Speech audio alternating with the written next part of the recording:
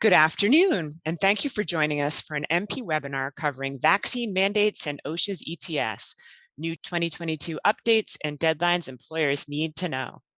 I'm Amy Weeman, Head of Marketing here at MP. And for those of you joining us on a webinar for the first time, MP is a full-service human capital management company. We offer a complete suite of products and services to support organizations through the entire employee life cycle, including recruiting, HR, payroll, benefits administration, time and attendance, and compliance assistance.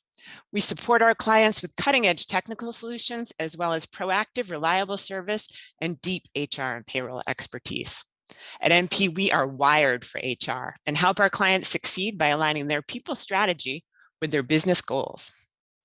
I am so excited to introduce your presenters for today, Paul Carelis and Sheri Heller. Paul is the VP of HR Services here at MP. He's SHRM and PHR certified and has over a decade of experience in the HR consulting space, working with businesses of all sizes and industries. Paul and his team of certified HR professionals assist clients with compliance, training, and full circle HR guidance and support. Sheri Heller is a SHRM and PHR certified HR partner here at MP. She has over 20 years of experience in employee relations, training and development, strategic planning, and policy development.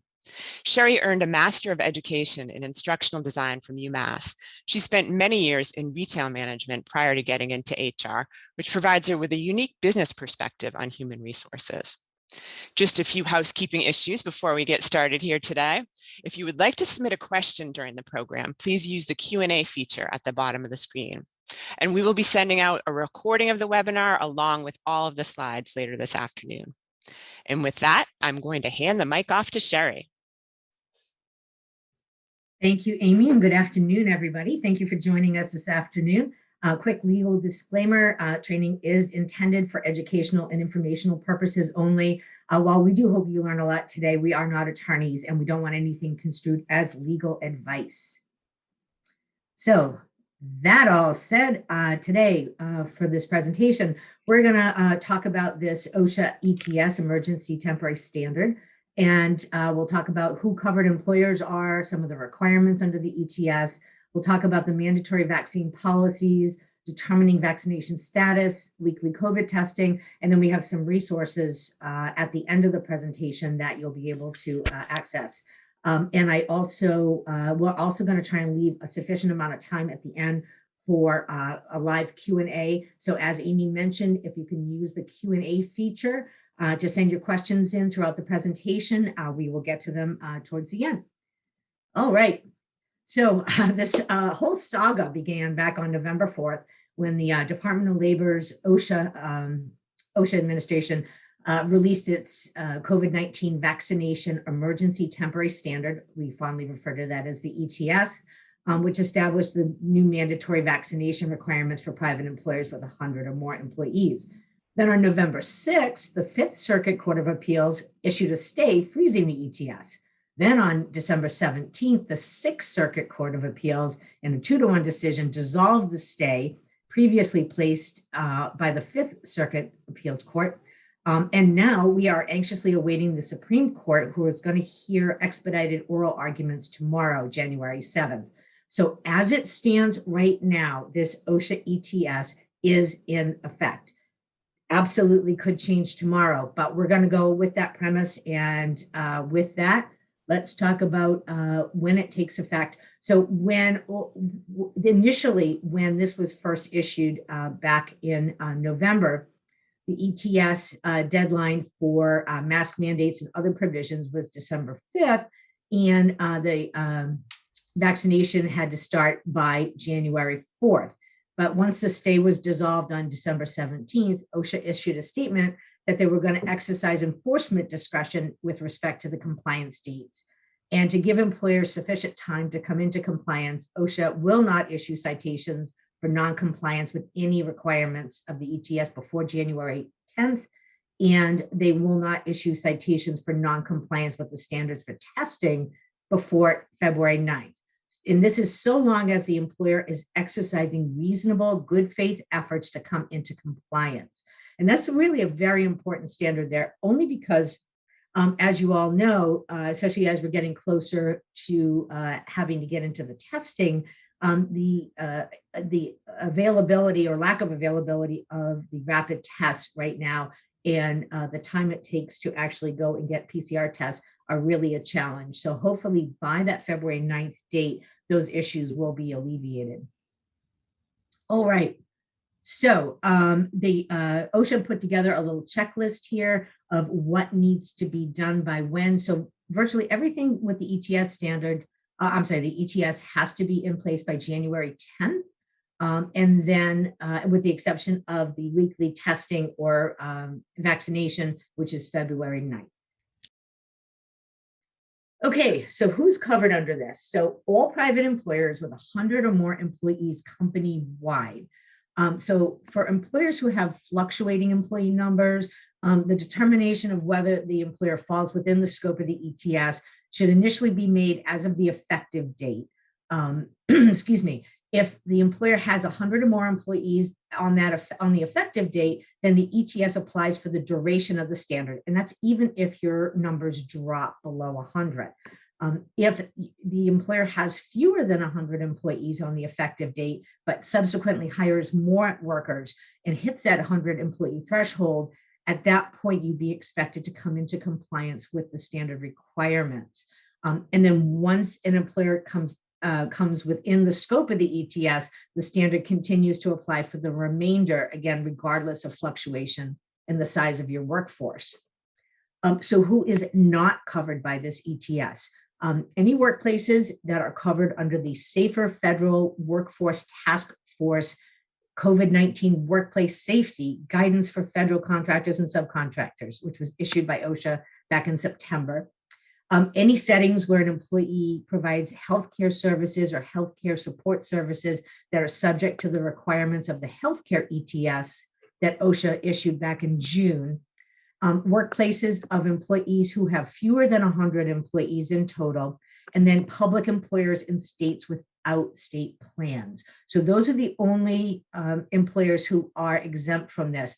And when we're talking about 100 employees, we are talking about 100 employees company-wide, not by location. So if you have multiple locations or multiple offices, we're looking at the total amount of employees. All right. So who's counted? How are we going to count our employees? All employees, including part-time employees and those working from home, are counted towards the threshold, as well as any seasonal or temporary workers that are paid directly by the business. So for a typical multi-employer work site, such as a construction site, each company represented, the host employer, the general contractor, and each subcontractor would only need to count its own employees. So if you are a multi-employer work site, you can do that. Independent contractors and seasonal or temporary workers that are paid through a staffing agency do not count towards that 100 employee threshold. All right, so as you know, with this ETS, you as an employer can choose either the mandatory vaccinations or the weekly testing option.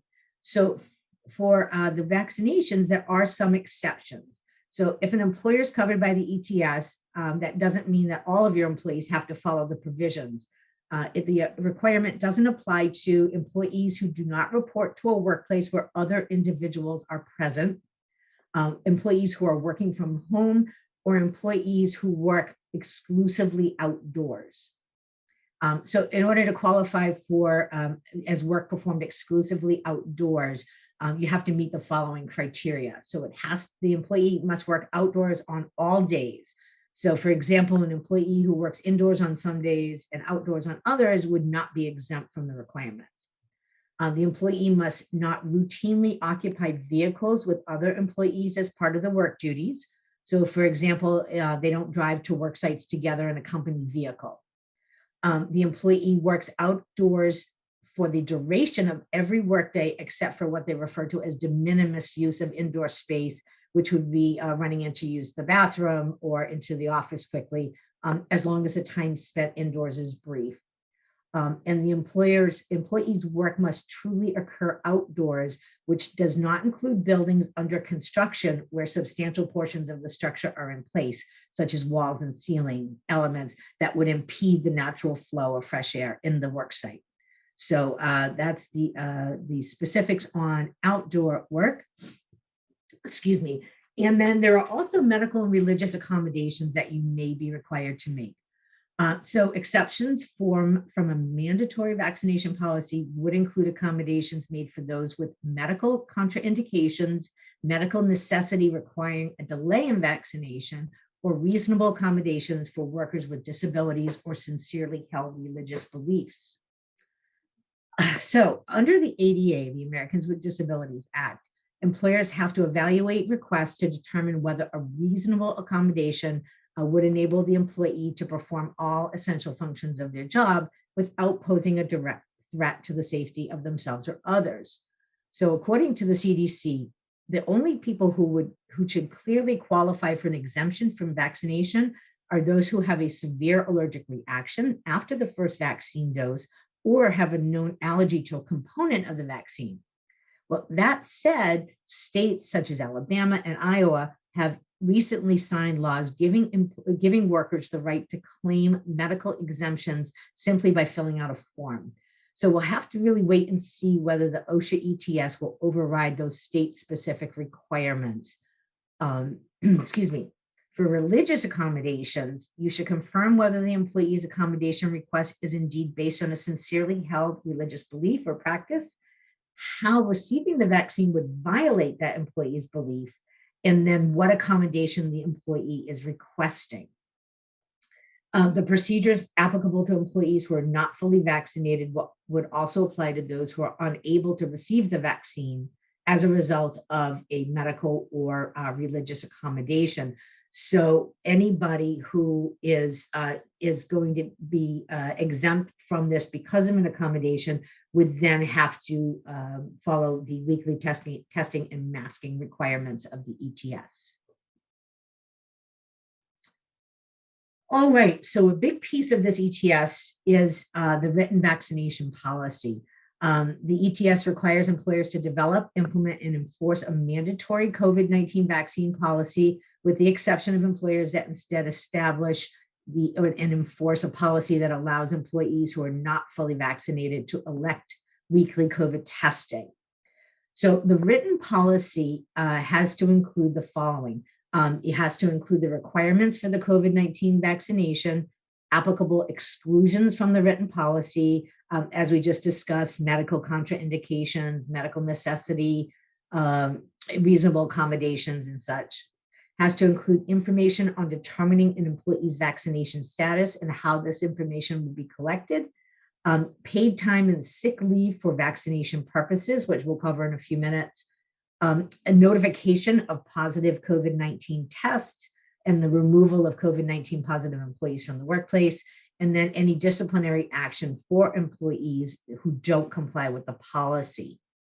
In addition to addressing the requirements of the standard, the employer should also include all relevant information regarding the policy's effective date, who the policy applies to, deadlines for submitting, say, vaccination information or getting vaccinated, and any procedures for compliance and enforcement. Excuse me. And then employers are permitted to implement a partial mandatory vaccination policy that applies to only a portion of your workforce. So, for example, in a retail environment where you have a mixture of staff that work in a corporate headquarters, some are performing intermittent telework from home, and others are working in stores who serve customers. In this type of situation, the employer could choose to require vaccination of only some subset of the employees, such as those working in stores, and to treat vaccination as optional for others, such as those who work from headquarters or who telework.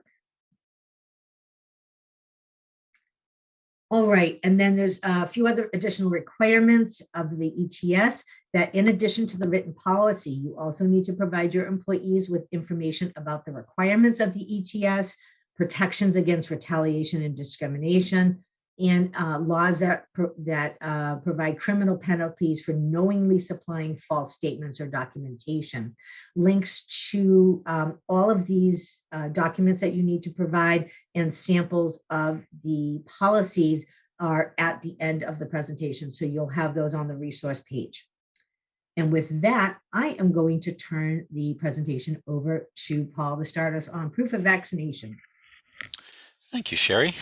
Welcome, everybody. As Sheri said, this is a quickly changing topic, so we'll do our best to give you the latest and the greatest. And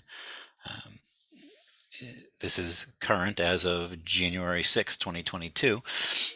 In terms of proof of vaccination and what's required, there is a specific list. So in terms of what would be considered acceptable proof for you to have on file, either the record of immunization from a healthcare provider or pharmacy, the COVID-19 vaccination record card, medical records documenting the vaccination, immunization records from a public health, state, or tribal immunization information system, or some other form of acceptable official documentation.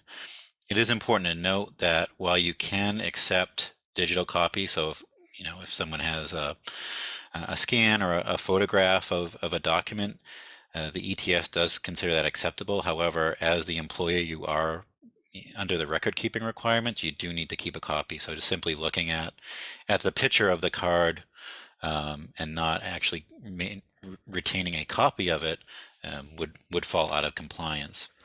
One quick question before we move on from this slide is that's come up before is what happens if the employee says they were vaccinated but they've lost the proof. So you really should urge them to contact either the source of where they received the vaccination or the public health department in their state to obtain a new copy of that, especially as there are more vaccine mandates in other applications, not just employment, where they may need to show that proof. If you enter a scenario where the employee states that they cannot come up with the proof of vaccination, one of the recently added FAQs in OSHA's answers in the ETS information does allow for an employee statement, but it's very specific in terms of what that statement needs to include. They need to be able to attest to their vaccination status, either fully or partially vaccinated, attest that they've lost or unable to produce the proof required. And there's also some very specific language that they need to include on the statement. Quote, I declare or certify, verify, or state that this statement about my vaccination status is true and accurate. I understand that knowingly providing false information regarding my vaccination status on this form may subject me to criminal penalties. And then they have to the best of their recollection, include the type of vaccine that they received, to the best of their knowledge, the dates, and the location or name of the professional that provided the vaccination. So in case you do run into that, as I know some employers have, that is the standard, and it is very important for your record keeping and audit purposes that you do follow that directive and have that exact language in there on any of those statements if they should arise. So as an employer, what you want to start doing, if you haven't already, is kind of building out a vaccination roster based on your workforce. So you want to indicate the folks who are fully vaccinated, and under the ETS, fully vaccinated means that they are 2 weeks post the second dose if it's Pfizer or Moderna, or 2 weeks post their Johnson & Johnson shot to be considered fully vaccinated. As with all aspects of this could change. There hasn't been a requirement in terms of the boosters or needing to have that to be considered fully vaccinated at that time, but stay tuned in case that does change. You then want to include the section of partially vaccinated folks, so that may be employees who have received 1 of 2 doses or are in that kind of 2-week waiting period following their final dose. You then want to list out the employees who are not fully vaccinated because of a medical or religious accommodation. And then finally, the group of employees not fully vaccinated because either they have not provided acceptable proof of vaccination status, refusing to get the vaccine, what have you. So one of the more interesting aspects of the ETS is the expectation or requirement of employers to provide paid time off in an effort to get their workforce fully vaccinated. So employers are expected to provide up to 4 hours of paid time off for employees to receive each of their primary vaccination doses. So again, this is to achieve the current definition of fully vaccinated. They do also ask and require employers to provide reasonable time and paid sick leave to recover from potential side effects of the vaccine. When it comes to the time for obtaining the vaccine, employers are not allowed to require employees to use existing sick or PTO balances for that time to obtain the vaccine. However, they can allow employees to use existing sick or PTO balances in the time to recover from potential side effects. They did, however, state that they do not want employees going into the negative when it comes to that time. So you should provide the time and not allow employees to have to borrow or go into a negative balance when recovering from side effects.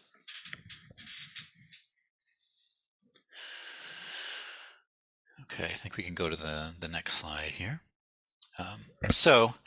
Should you decide to allow for it and not strictly have a 100% vaccine mandate other than medical or religious accommodations, you do need to start developing a testing protocol. So anyone who is unvaccinated would need to have a weekly test for any week that they're going to be working at least one day.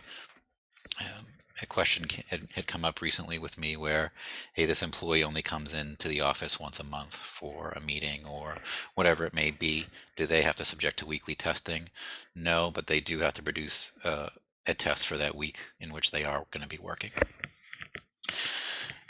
This, as Sheri kind of mentioned before, this does not apply to employees who don't report to a workplace where other individuals are present or while working from home. So if they're a one-man show, either at home or somewhere else where there aren't other people around, then they do not have to test if they are not vaccinated.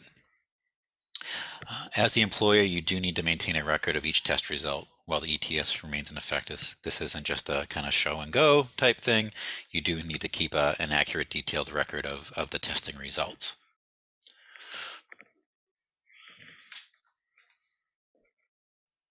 So in terms of what qualifies as acceptable testing, first, the test needs to be cleared, approved, or authorized by the FDA to detect current infection. Certainly laboratory tests, PCR, all of that would qualify. It needs to be administered in accordance with authorized instructions. So whichever test it is, we need to be able to ensure that the data and the sample has been collected accurately and in a safe and effective manner. And number 3, and this is really one of the more common questions we get or that employees are asking, what about home tests? That's obviously the most simple and oftentimes the quickest way to get a result. Home tests themselves and those kits are acceptable in terms of the technology and the accuracy, but they cannot be both self-administered and self-read unless observed by the employer and authorized telehealth proctor. So what that means is that you can't have an employee complete their rapid test at home and then bring in the result and show that. If they're doing one of those home rapid tests, they really need to bring it in. It has to be observed by you as the employer that you've seen them do the swab, put it in, and get a result. Simply bringing a home test that's already been conducted does not qualify under the testing requirement.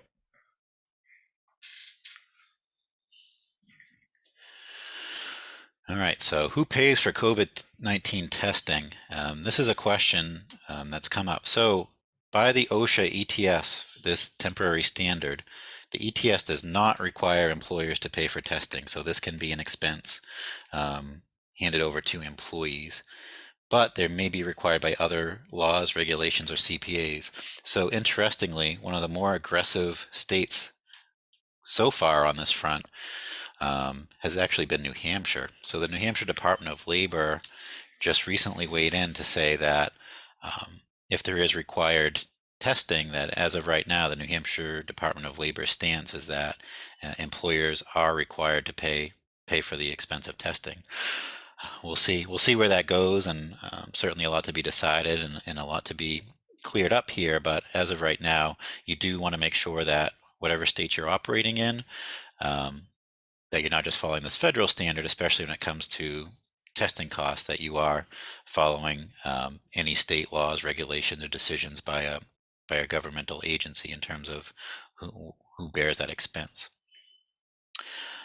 When it comes to making accommodations for folks who have a valid medical exemption, depending on the circumstances, there may be an expectation or requirement for an employer to pay for testing in those situations, to not have the employee bear that additional expense as part of the reasonable accommodation.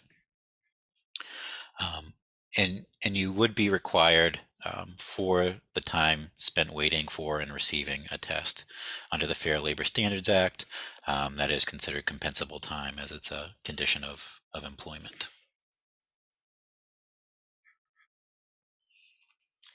So what happens when there is a positive COVID-19 test? And this is unfortunately happening a lot more often than it had been over the last couple months. Obviously a huge spike and surge in the number, so this is occurring more than most employers would like to see. So employees are required to provide notice to their employer when they do test positive. That employee, if they are working, so let's say they get a phone call from the lab or get a text message, or the results otherwise come in after they've been working, whether vaccinated or not, they need to be removed from the workplace immediately. And then they have to remain removed from the workplace until they meet one of these 3 criteria: either receiving a negative result on a test, meeting the CDC's return to work criteria. So again, right now, that's after 5 days if the symptoms have subsided or improved, along with wearing a mask following that return. CDC is reviewing some of those recommendations right now, so that's certainly subject to change. Or third, if they receive a recommendation to return to work from a licensed healthcare provider. So if they get clearance from a doctor that they're safe to return to work, then that would be acceptable as well.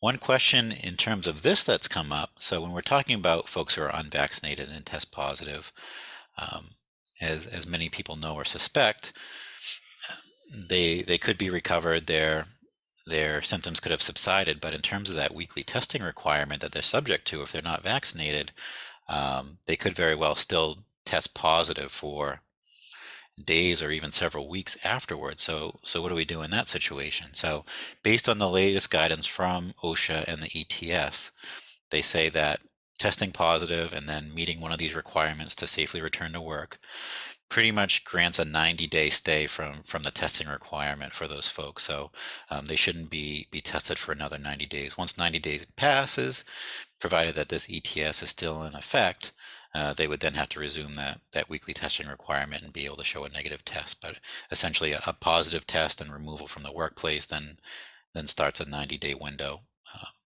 without testing, because the reliability of that positive may not be accurate.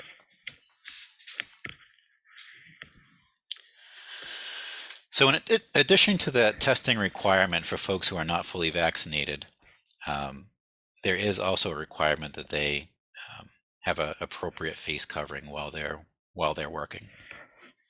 So in terms of defining what is considered an appropriate and acceptable face covering, it needs to meet all of these criteria that you see on the screen now.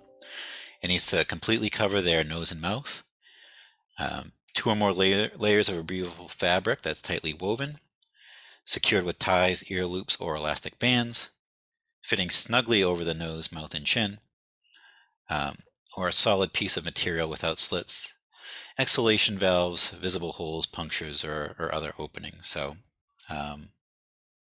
employees will sometimes be defiant or get creative, but something like, say, a mesh mask would not be acceptable per the ETS.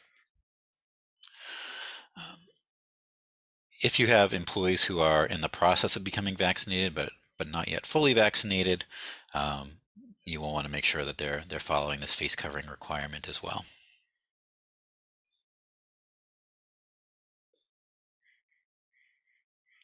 So in line with some of the other OSHA reporting requirements, when there are other workplace accidents, there are rules regarding COVID-19 and incidents that happen in terms of your obligation as an employer to report those to OSHA. If there's a work-related COVID-19 fatality, much like other work-related fatalities, those need to be reported to OSHA within 8 hours. If there's a work-related COVID-19 inpatient hospitalization, those should be reported to OSHA within 24 hours.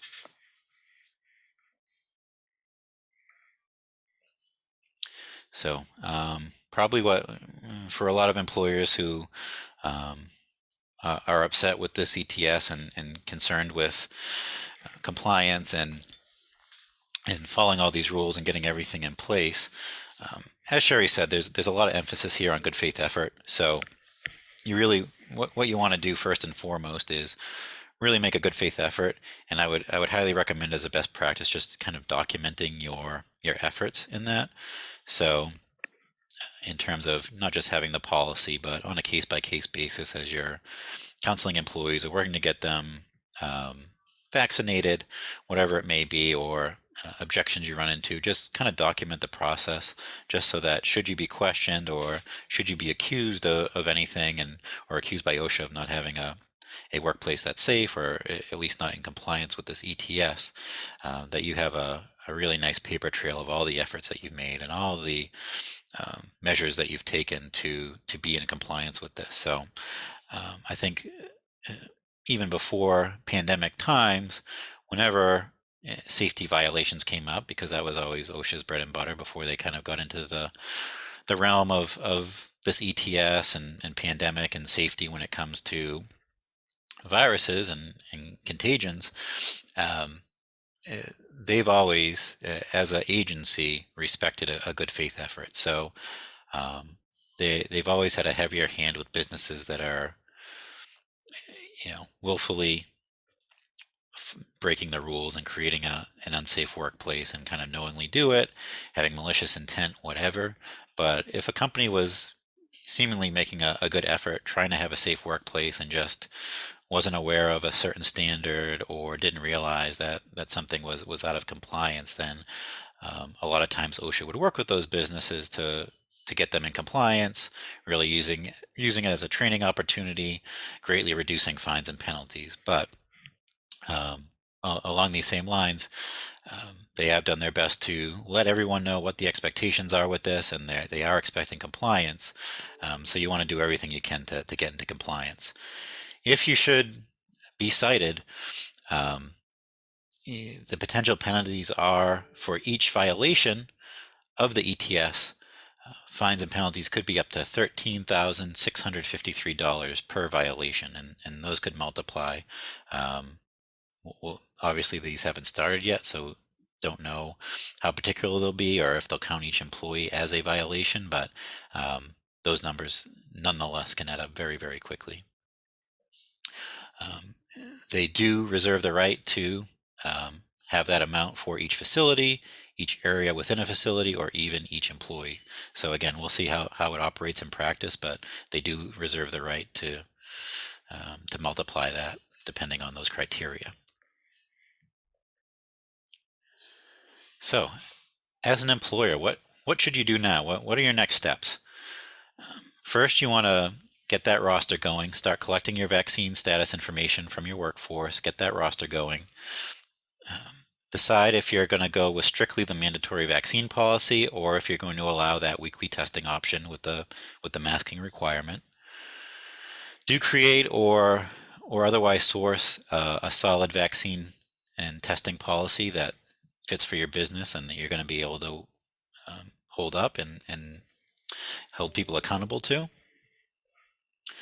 You're going to need to determine what the logistics are going to be for weekly testing. So again, it's not going to be as simple as having everyone bring in a home test and having that done at home and showing you the results. There's going to be some system required. As Sheri said, that good faith effort does rely upon adequate resources for testing, both appointments available to employees who wish to do laboratory testing and availability of home kits for employees who want to go that route. Right now, OSHA is saying that they feel that there is appropriate availability. I'm sure some of us out there who have tried to obtain testing would take issue with that, but as of right now, or as of the latest update to the frequently asked questions on the ETS, OSHA does take the stand currently that there is adequate resources available for weekly testing. Again, we'll see if their tune changes once this is actually in effect. And you do want to make sure, much like any regulation, whether it be wage and hour compliance or sexual harassment laws, your managers your managers and supervisors are really key in compliance with this. So you want to make sure that they're an asset to your business and helping you be in compliance and not being instead a liability. So make sure that your managers and supervisors are properly trained on what the expectations are for testing, vaccination status, and maybe more importantly on the front lines, masking and face coverings.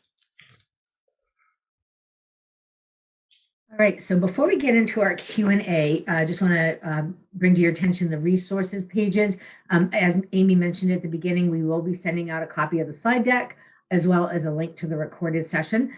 So you can review this at your leisure. And then with these resources, so on this page, we've put together the first link is for the main ETS page on OSHA's website. It's got everything you could possibly need on this. There are also sample policies for mandatory vaccination or the vaccination or testing standard. There is a really good emergency temporary standard FAQ that OSHA put together. It has a lot of great information, so I think that'll be very helpful. There's the fact sheet, the workers' rights, and the penalties sheets are the three that you need to give to employees in addition to your written policy. So those are available to you here as well. So Paul, we got lots of questions. Oh yeah. So you want to pick one and start? Sure. Let's see here. Let's see. What is the effective date to determine the 100 employees?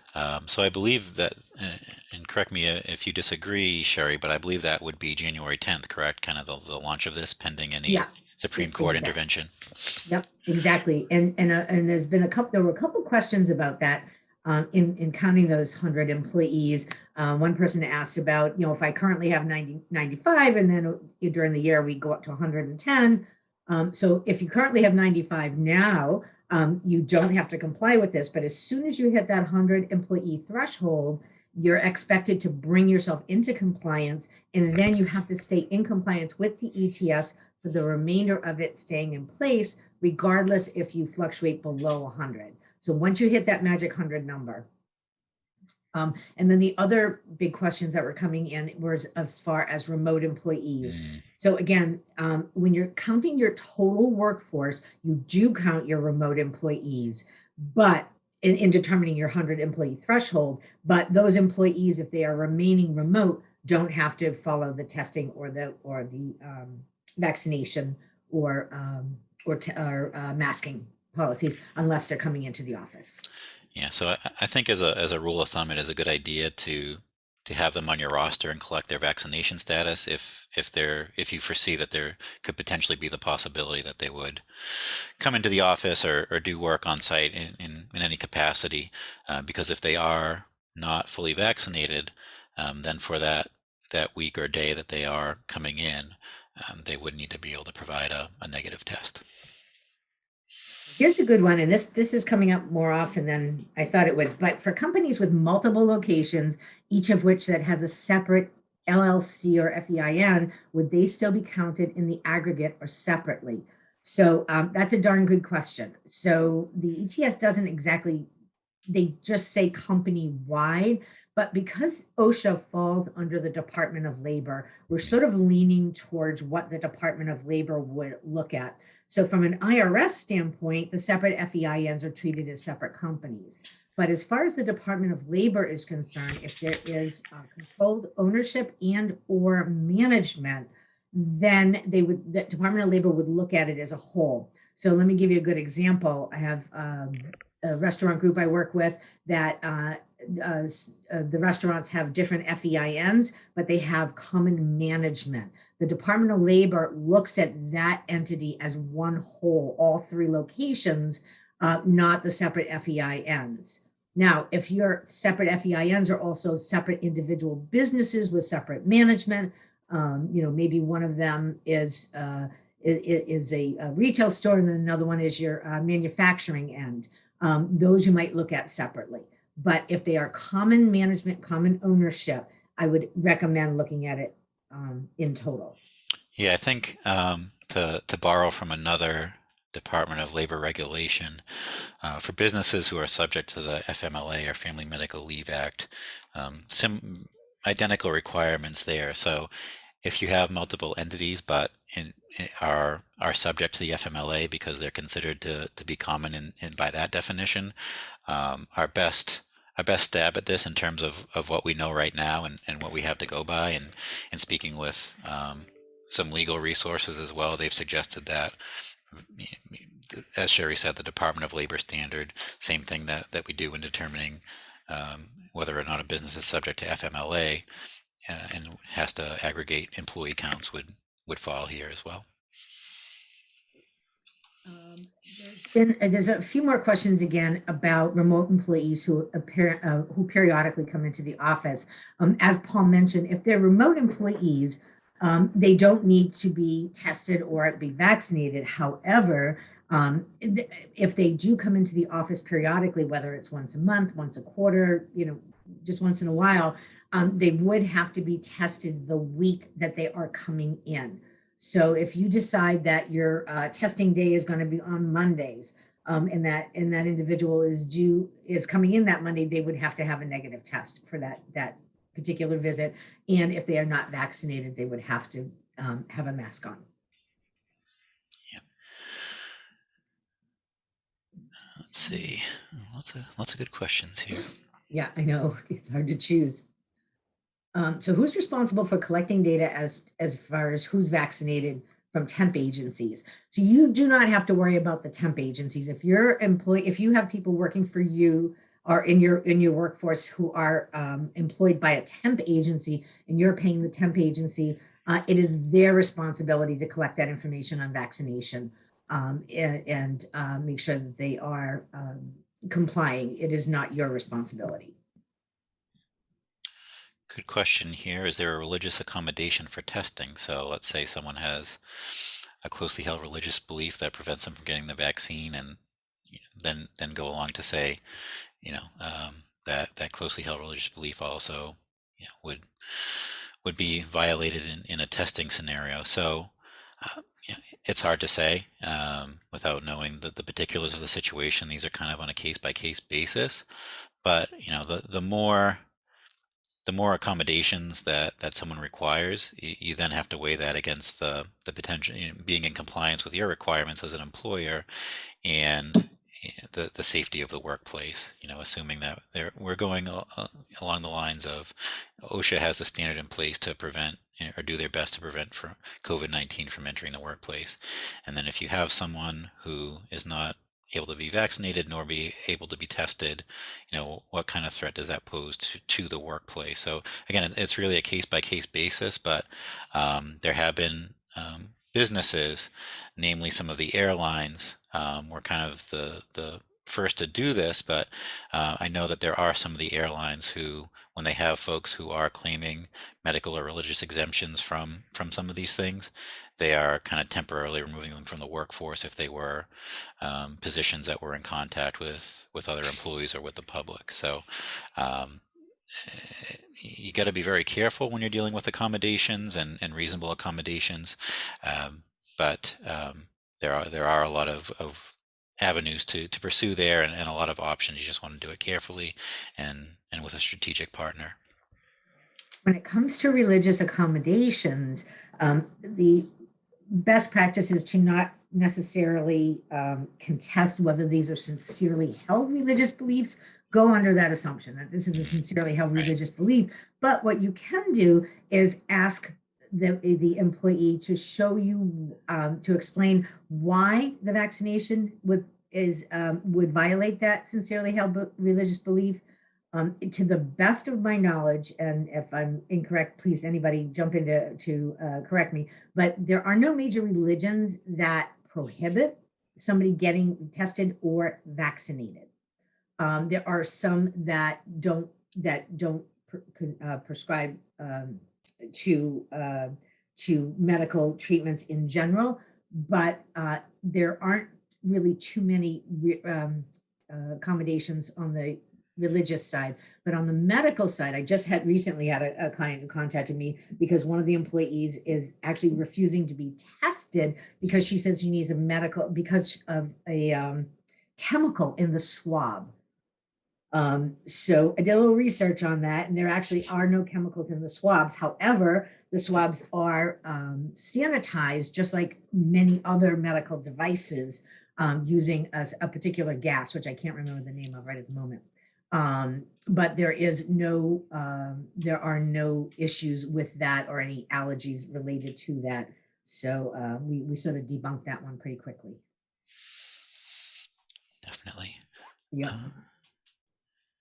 Yeah. So, and in a case where there isn't an issue with the testing, but there is a medical or religious accommodation for the vaccine itself, provided that's amenable to the business, it shouldn't be a problem there.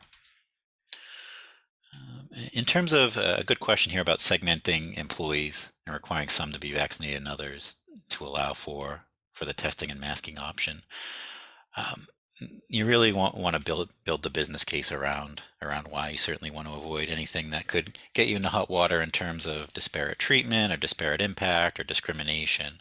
So you really want to make the business case as to why those would be segmented out. So I think the easiest and most common pathway to that would be folks who are interacting with the public or your customers or your clientele, that, if they're in that setting where they're going to be working directly with members of the public or be working in close quarters with peers and coworkers, that you can clearly make the case as to why that would be necessary versus people working in more isolated conditions or not in the presence of others, would be able to have a different requirement.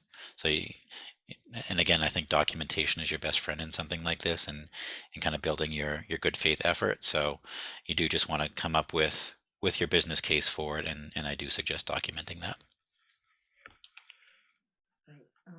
I get a number of questions in here about New York State, New York City, and some of their vaccine mandates.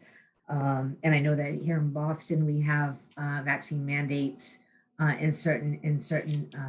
certain groups. So you'll really need to defer to, it depends on what city and state that you're in. So you'll need to kind of look at all of it combined to see where you fall and what you need to comply with. So it's kind of hard to answer those questions without more information on that. Yeah, and then there's questions about what's acceptable as proof, which is good.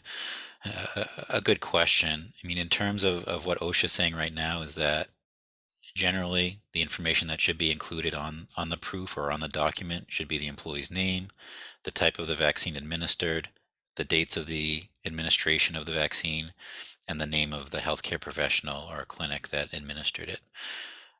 And they go on to say that some state immunization records might not include one or more of these data fields, but you can still rely upon the state immunization record as an acceptable proof of vaccination. So I know there are questions about the New York Pass. Unless they say otherwise, as of right now, if OSHA says that it's state approved as proof of vaccination for a state or city ordinance, then it's also acceptable under the ETS. Tell me, why should an employee take the test at home or over a remote meeting? So this has been a very good question, especially for when we're talking about PCR tests. Generally, the quickest you're going to get that is within 24 hours. So in a perfect situation, if you were opting for that weekly testing, you bring employees in, say 15 minutes before their shift starts, have them do the rapid test right there with somebody monitoring it to make sure that it's, it's done properly, and to read the results. And then, as long as it's negative, let them, go to work. But, there's a lot of variations of that. So can you watch them do it via Zoom or FaceTime? I believe so, but there has been no exact guidance on that as yet. Right. Yeah. I mean, they do mention in the standard in terms of observation that a teledoc is acceptable. So like the remote healthcare provider. So yeah, I mean, at the end of the day, your guess is as good as mine, but I would tend to think that a virtual review by the employer would also be okay. Again, just document that as best you can. Exemption has been approved for an individual. Does the employee have to test weekly? So even if you decided to go with a vaccine mandate, you are still going to be required to provide reasonable accommodations for certain individuals for medical or religious reasons. So even if the employee has been approved for an exemption, they still have to follow that weekly testing and masking if they are coming into the workplace. Question about documenting employees that do test positive and not needing to weekly test for the 90 days, like I mentioned. I would do my best to obtain, the positive test result. So if it's from a lab, get that. Whatever documentation can have to show the positive test result and the date to kind of have your clock ticking then to avoid any lapse in compliance, then having anything go beyond those 90 days and failing to resume the testing requirement if applicable. So here's a question, Paul, that, I think it's a darn good question. I don't know how I would answer. Oh boy, this. Buckle up. Yeah. See if you can do that, put you on the spot. So if you do end up allowing home tests, how do you maintain a record of that? You just take a picture of it? Because we've got to maintain records of the tests every week. So again, this may be decided by the courts or the agencies in practice once this rolls out over the following weeks and months. For me as an employer, if I was doing this, and I tend to be a little more risk averse than others and a little bit more conservative in compliance recommendations, I probably would take a picture of it. And, ultimately OSHA might decide that, some kind of attestation from the employer saying they observed the test and it was negative may end up being acceptable, but to cover my bases, I probably would snap a photo of the negative test and couple it with a quick statement signed by the employer or whoever from representing the employer observed it. Yeah, I would tend to agree with that.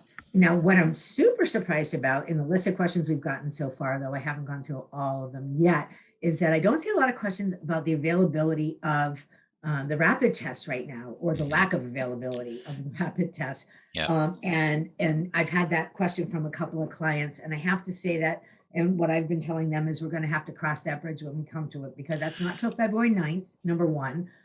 Number two, as of this week, I think that health insurance providers are going to have to cover the cost of at-home rapid tests. So there won't be that cost for employees any longer. They can actually get reimbursed for that from their healthcare provider. Excuse me. So I think when it comes to the availability of the rapid tests or PCR tests for that matter, I think we're going to have to cross that bridge when we come to it in February. I would imagine that if we're still in the same state as far as that availability is concerned, I would imagine that OSHA is going to have to relook at this. I can't see how they could require employers to test when there aren't any tests available.